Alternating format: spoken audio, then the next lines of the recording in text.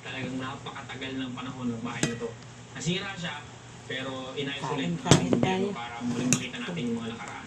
So dito makita naman natin yung mga lumang figurine. Yan. Mga porcelana siya, mga ponyo. Yan, kita-kita nyo. Diba? Talagang napipreserve nila. So ingat tayo kasi nakalagay dito, do not lean on the glass. So ingat tayo, baka tayo makabasag. So pupunta kayo dito, kailangan nyo mag-ingat at iwasan natin humawak sa mga gamit. So dito naman mga ponyo, makita natin. Ayan.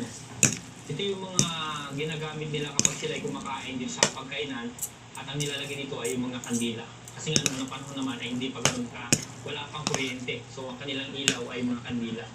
So ito mga ponyo yan, may mga chandelier na nilagay na dito.